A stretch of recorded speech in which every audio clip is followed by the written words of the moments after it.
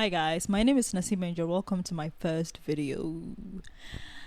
Today we're going to talk about Patapaa and one-hit wonders and how I think as a culture and as an audience and as a generation, to be honest, we don't respect people that are one-hit wonders. Like I see a lot of the time on the internet, people sort of use like the one hit wonder thing to drag artists, and it's like, oh yeah, you only have one hit, like, nobody listens to your music except for that one song. I don't think that that's right, and so this is essentially me being like, objection, my lord. You guys are wrong. So in 2017 in Ghana, in the aftermath of one of the most traumatizing events in the country, Dumso, and in the height of confusion in our senior high school system, double tracking, the time of Ebony Reigns' career peak and breakthrough, and the period when I was selling biscuits and Hollandia in school, there came a phenomenon that took away what little sanity we had in this country. One Corner. One Corner is a song by an interesting character called Patapaa. According to Ghana Web, his name is actually Justice Amoa, and he's described as a hip life artist, musician, and songwriter. Patapaa came out of nowhere, honestly, at least for me. I had never heard of him before. He just appeared with a One Corner song. But I guess that's sort of how one-hit wonders work. They just appear out of nowhere, and then they also sort of disappear out of nowhere. But the thing is, they leave a mark. They cause a history-making scene, and then they vanish. One Corner was Patapaa's debut single. To me, it's a Soloku song. Soloku is like, you know when songs make you feel like you're on something, like you're doing drugs. When I listen to Asaka, I feel like I'm high. It's just, or psychedelic music, and how it can make you feel as though you're seeing things, like you're literally like hallucinating. So local music is the alcohol version of it, in that it makes you feel like you're drunk. The closest I've gotten to being wasted is when I've listened to local music. Like when I hear local music, I get drunk. I'm drunk. I'm like, go for it. Yeah, I'm just like, yeah. According to the Vodafone now Telecel Ghana Music Awards, though, One Corner is a hip life song, which it's not. It's not a hip life song. And I'm honestly tired of how limited the considerations of genre are in the music awards categories. Speaking of the VGMAs, One Corner and some other really popular songs were nominated for Popular Song of the Year. However, One Corner didn't win. The trophy went to a song titled Total Cheat by Fancy Gadam. I don't know if you've heard it before, but it was a popular song then. Like, it actually did go viral. It did well. Sarkodie was on the song. Fancy Gadam is a musician from Tamale in the northern region of Ghana. Artists from the northern region of Ghana don't usually break into the entertainment industry very easily. I can count on one hand artists that are based in that part of Ghana who have had a sustained and successful career in like the last 30 years in this country. Total Cheat became one of the biggest songs of that year. It was quite an achievement for an artist that we had honestly never heard about, at least in this part of the country, in the southern part of the country, which is where most of the industry is based in. It was a huge song, but it's not quite I Want to Sue You, My Father by King Ayusoba, which is also another song by another artist from the northern part of Ghana. But it was great. And I do think that certainly, the Sarkodie feature helped it. Yeah. I think it helped it in terms of the numbers as well as in terms of opportunity in the politics of the music industry. If that song had just Fancy Gadam, I don't think it would have done as well, because one, he didn't have that kind of pull, at least in the southern part of this country, which is where most of the industry is based, okay? I feel like I have to keep making that disclaimer. I know that Fancy Gadam is huge in the northern parts of Ghana, but southern, he's not. And the industry is mainly here. Like, it's, Kumasi, Accra, Actually, it's mainly Kumasi and Accra. And number two, the song is just not interesting enough to go off on its own like that, at least organically. I mean, what part of the Ghanaian raw musical and cultural sense does it tickle? It's just a standard Afropop song with lyrics in the local languages. One corner, on the other hand, reeks of organicness, if that's a word.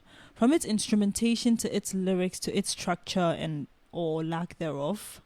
It sounds random, like they were just playing music as a way to have fun and then happened to record. It's no different from SHS students Shein Jama and after school day and creating a very fun song. It's just like there's something about that song that takes me back to when we were in school and after school.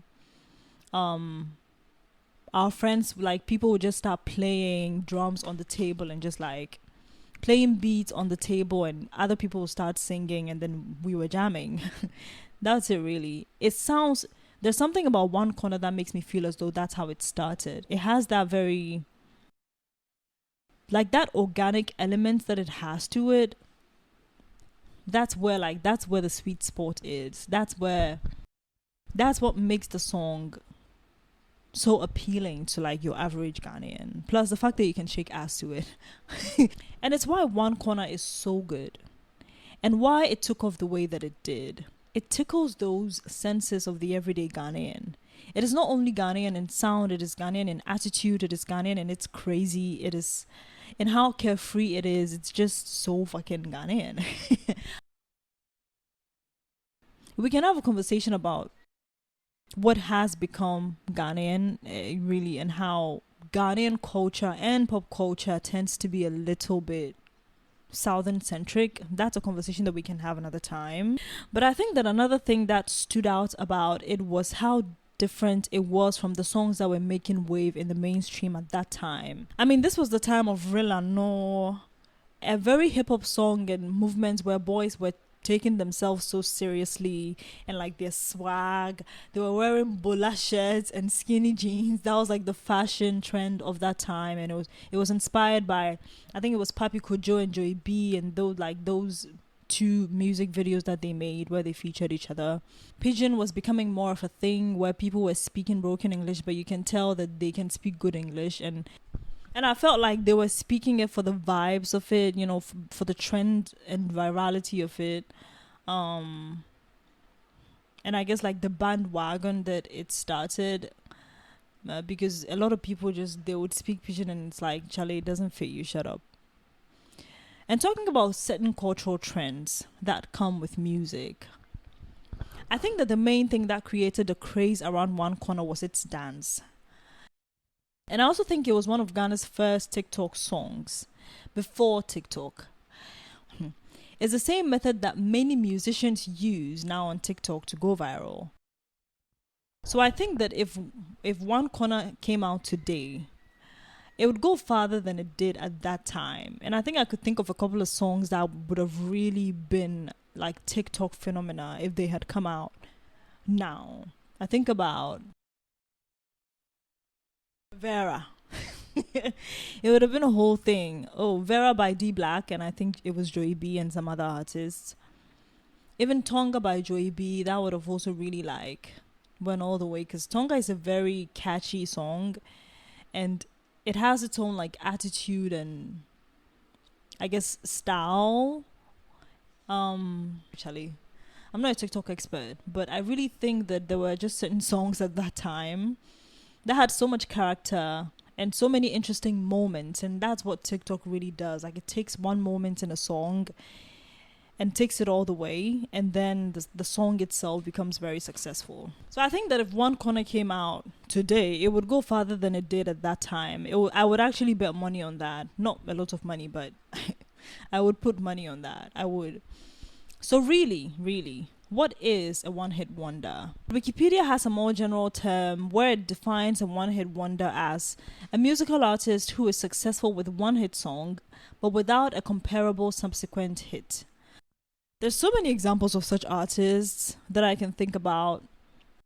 First, and I think the most relevant one on the internet is the song Somebody I Used to Know by Gotye. Let me just learn how to pronounce the name. Alright, it's pronounced Gotye.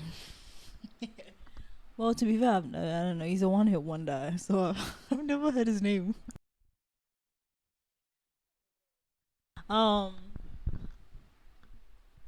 Gotye is an Australian singer-songwriter who disappeared from the mainstream after his song Somebody That I Used to Know became a worldwide hit.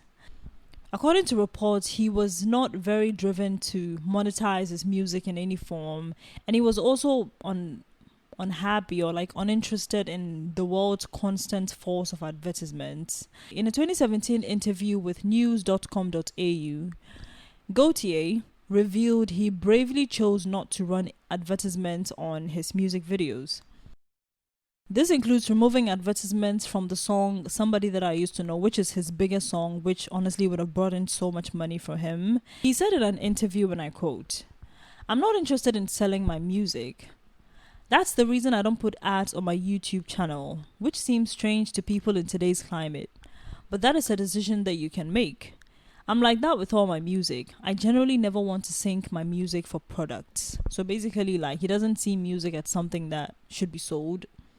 I see the term one-hit wonders being used as a way to drag artists a lot of these days, like I mentioned in the beginning. Especially in stan communities, right now, someone will be like, "Oh, she's a flop." Or I don't know. Nobody, I had to Google this person, or I've never heard of them. Boo, who's this? Someone you have to Google, doesn't matter, blah, blah, blah. Charlie, you guys are troublesome.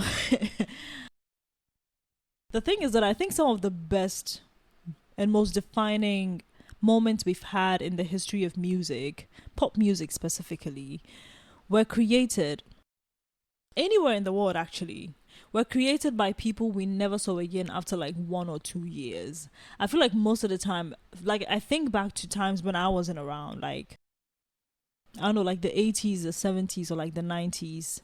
But I was around for a while in the 90s, for 2 minutes, But music from that time, a lot of the songs that I hear,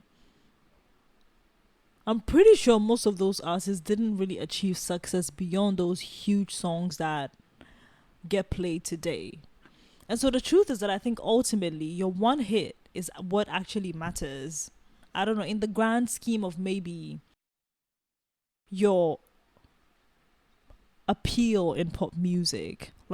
Yes, we can have and yes, the music industry has changed, music consumption has changed, and now people listen to more albums and less, singles. Therefore, you don't really have to rely on being a one-hit wonder, or you don't have to rely on pushing one song. You can have multiple songs in an album do really well, unlike that time. But I mean, even in the 70s and in the 80s, people were selling records and people were buying proper records. But it's still sometimes most of the time, you generally, when you come outside of the person's stan communities and fan bases, they tend to be known for 1 or 2 or 3 songs. And so technically, most of your faves are one-hit wonders in a way. Not wonders, but because nobody wonders about them because they're still around. But more people than not know about them based on one song. I describe one-hit wonders as landmarks in music that represent the sound and culture of a time. There's really no hit like a one-hit wonder because it's just wonderful. Yeah. Because we experience them like parents experience an only child. Children that are the only ones born to a parent enjoy the privilege of being hailed as the best thing ever. Because there's no one that can be used as a replacement or a comparison. This may be a weird comparison to draw, but I think it makes sense, you understand? One hit wonders don't only happen with songs though. They happen with albums as well. One of, if not the best one hit wonder album we've had is The Miseducation of Lauryn Hill by Miss Lauryn Hill. She released the album and just disappeared.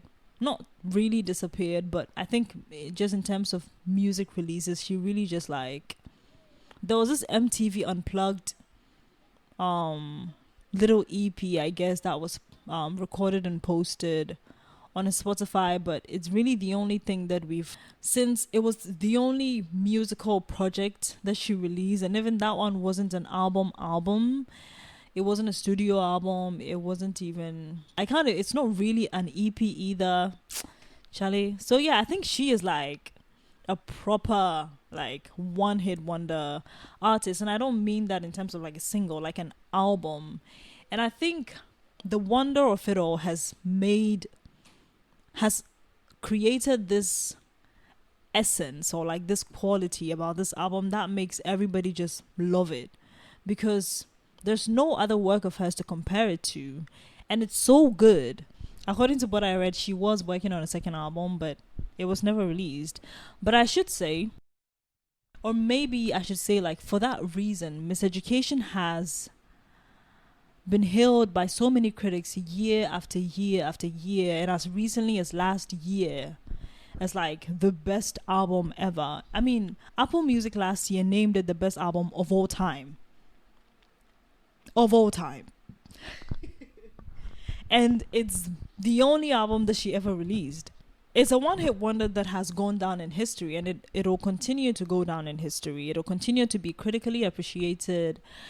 And I believe that is partly due to the fact that Lauryn Hill did not release any album after that. I have a number of reasons why I think so, and I think I'll share that in another video. So, Charlie, we have come to the end of my first video. Charlie, clap for me. In conclusion, put some respect on the names of one-hit wonders. Like, respect them. Bow down to them, because they came and did what they were supposed to do for the culture, for that time, and they will always be remembered for that. Nobody remembers you. Nobody gives a fuck about you. Who are you? Thank you so much for watching this video, for staying with me through it all. I know it hasn't been an easy journey watching this for like all of 17 minutes or however long this video is after editing. Thank you so much. Please subscribe and like.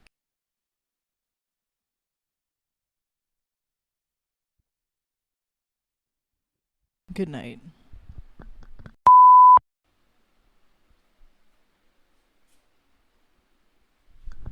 What I mean by that is the way One Corner used its own dance trend to go viral in 2017 is the same method that many musicians. What I mean by that is the way One Corner used. Wow, why am I struggling with this one?